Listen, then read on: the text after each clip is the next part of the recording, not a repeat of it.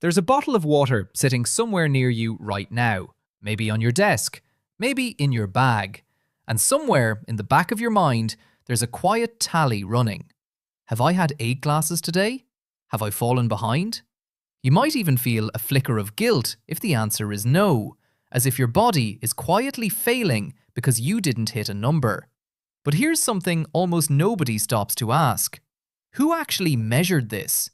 Where is the study that proves the human body needs exactly 8 glasses of water a day, no more, no less?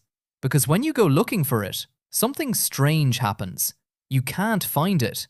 Not because it's hidden, but because it was never there to begin with. To understand where this number really came from, we don't need a laboratory. We need a filing cabinet. Somewhere in a government archive sits a single paragraph, written in 1945, by a committee most people have never heard of. And that paragraph is the entire origin of a rule that still runs your life today. The year is 1945. World War II has just ended. In the United States, a group called the Food and Nutrition Board, part of the National Research Council, publishes a routine set of nutritional guidelines. Nothing dramatic. Vitamins, minerals, calories. And tucked inside, one short note about water. The board wrote that a suitable daily allowance is about 2.5 litres. They even gave a formula. Roughly 1 milliliter of water for every calorie of food eaten.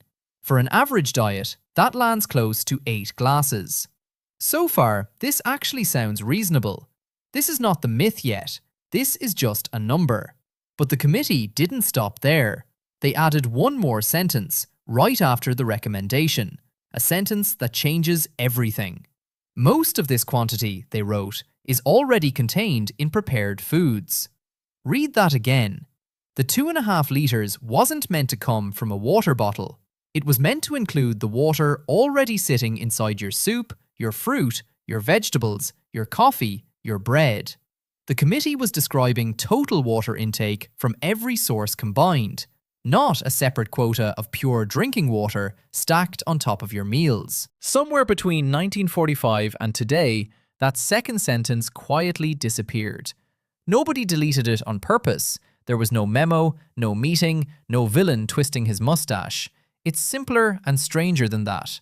Health writers, magazine editors, fitness coaches, each one repeating the number from the last person who mentioned it without going back to the original paragraph. The number survived, the context didn't. A single sentence fell off a 70-year game of telephone, and the world kept playing without noticing. For decades, almost nobody checked. The number was easy to remember, sounded scientific enough, and got repeated in classrooms, gym pamphlets, morning talk shows. Then, in 2002, a physiologist named Heinz Valtin at Dartmouth Medical School decided to actually look. He went searching for the research behind the 8 glasses rule, expecting to find a clinical trial buried somewhere in the medical literature. He searched thoroughly, and in a paper published that year in the American Journal of Physiology, his conclusion was blunt. He could not find a single scientific study supporting the claim that healthy adults need to drink 8 glasses of water a day. Not weak evidence, not outdated evidence, no evidence at all.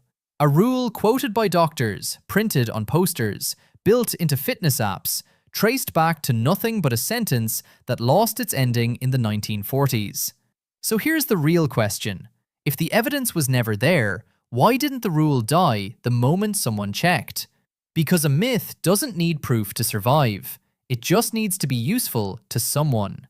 Bottled water was a modest market for most of the 20th century, but starting in the 1990s and accelerating hard through the 2000s, hydration turned into an identity.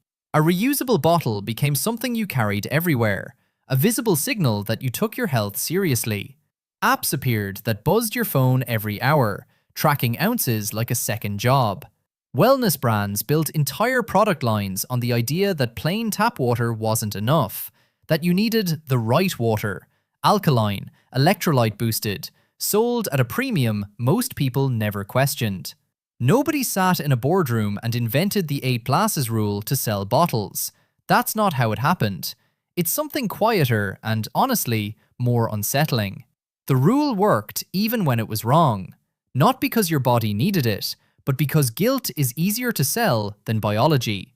That was the trick. Not a lie, exactly. Just a number that never got corrected, because correcting it was nobody's job, and repeating it was everybody's habit. Here's what your body is actually doing while you're busy counting ounces.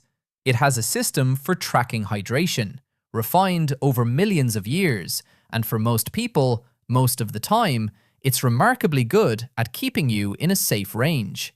It's called thirst. When your water levels drop even slightly, receptors in your brain pick it up and trigger the urge to drink, quietly doing what a phone notification is now trying to imitate. Only your body is responding to biology, not a timer. And the food on your plate is doing its part too. A cucumber is about 96% water, an orange close to 90%. Your morning coffee, your evening soup, even a slice of bread, all of it counts. That's not a loophole. That's exactly what the 1945 committee meant in the sentence everyone forgot to keep. This isn't just one skeptical physiologist's opinion from 20 years ago either. In 2022, a much larger research effort, published in the journal Science, measured water turnover in more than 5,600 people around the world, across more than 20 countries, using isotope tracing to see how much water the human body actually cycles through in a day. That's not the same thing as how many glasses you need to drink. Water turnover includes everything. Water from food, from metabolism, from every drink you have. All of it moving through your system. And the range they found was enormous. Average daily turnover ran anywhere from roughly 1 litre to around 6 litres, with some extreme cases climbing even higher, depending on body size, activity level, climate, age, and lifestyle. There was no universal number. There never could have been. None of this means water doesn't matter.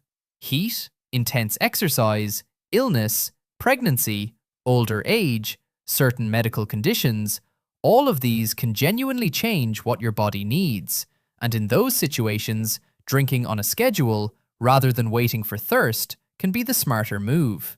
This isn't a story about water being pointless. It's a story about a number that was never as universal as it sounded. Next time you look at a half-empty bottle and feel that flicker of guilt, remember, that feeling may not be coming from your body at all. It may be coming from a sentence that lost its ending 80 years ago, repeated so many times that the loss itself became invisible. You don't need to win a competition against your own body. It already knows the count.